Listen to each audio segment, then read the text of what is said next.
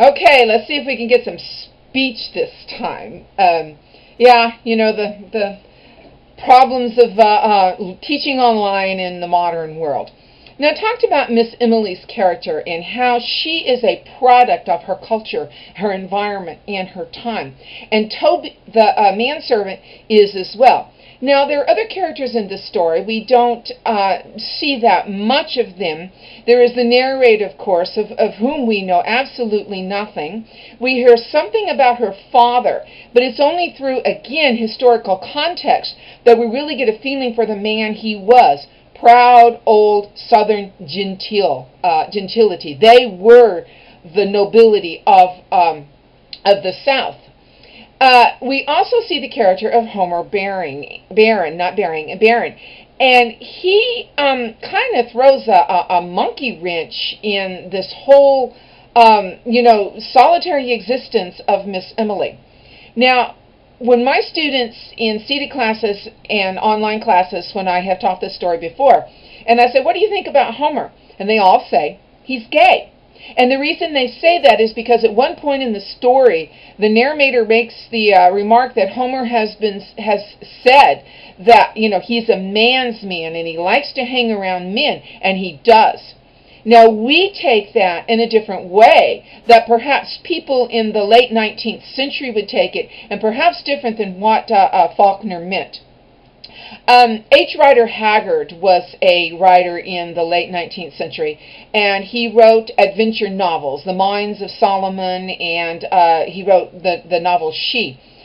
And Haggard's characters were the man's man. And that was not a gay man. That was the man who epitomized manlyhood and masculinity. And this type of man's association with women, he wasn't going to get married and he wasn't going to settle down. And this is Homer Baring. Maybe he is gay, maybe not. But he is not the marrying kind. And so Miss Emily takes up with Homer, and she bucks tradition big time when she does that. And the reason why she bucks tradition is because Homer is, number one, a northerner, and number two, he is a common laborer. And those two things are two huge strikes against him. But I think Emily is lonely. And I don't think that she had the opportunity to hook up with anybody else, but obviously she wants to. She's tired of her solitary existence. And maybe other men in the town have been loath to approach her because of who she is. But Homer is, I think he's out for what he can get, and I think he got a little bit more than what he expected. When she is riding up and down in the carriage and he is coming to her house, and the minister goes to talk to Miss Emily, and they also call her relatives in to talk to her, we think, in our time, we think, so what? She was riding up and down in the carriage, and she had him at her house. Women didn't do that. No, excuse me. Ladies did not do that. A lady would have had a chaperone. And people were shocked that Miss Emily was doing this because it did go against her upbringing and her southern responsibility. But she was lonely. She was ready for a change. And then, of course, Homer disappears. And we learn what happens to him at the end of the story. And this leads into something else that I wanted to discuss, and that is foreshadowing. This story has foreshadowing in it. And when you are reading a story, you don't always grasp the presence of foreshadowing until sometimes when you finish the story and you go back and you read it again. Now, one of the foreshadowings in this story is the line. And if you read closely, and I'm not quoting page numbers on this because you read it online, but if you read closely, this story is not told in necessarily chronological order, and he talks about the line, and sometimes people have difficulty understanding that where it is placed in the story, that this really is after Homer disappears. So the line is an aspect of foreshadowing, in that this smell, what is this smell? And the fact that they won't go to Emily directly and say, there's this noxious odor coming from your house, but they go in after dark and spread lime around, points to how strong her presence is in the story. The rat poison, of course, is foreshadowing because, oh yeah, Emily kills a rat, and it's a big one.